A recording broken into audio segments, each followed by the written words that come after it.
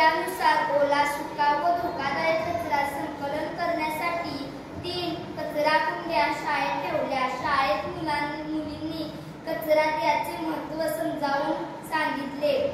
घरातून तसेच शाळेत मिळणारा कचरा जमा केला व योग्य त्या ठिकाणी जमा केला. सरांनी मुलांना कचऱ्याचे उपयोग कसे होतात तेही समजावून सांगितले. प्रत्येक वर्गात आम्ही कचरा व्यवस्थापन मॉनिटरची नेमणूक केली.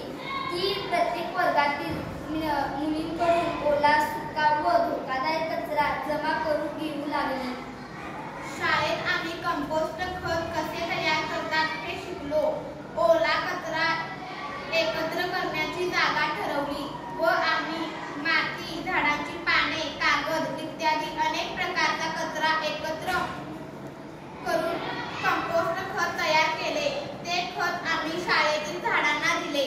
आमच्या घरी मी त्रिविभाजीय कचरा संकलन मॉडेल तयार करून वापर करत आहे.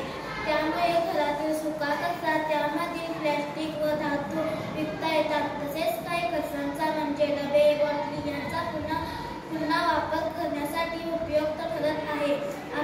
आमच्या गल्लीतील अनेक घरात मी असे मॉडेल वापरण्यासाठी लोकांना भेटलो व महत्त्व सांगितले.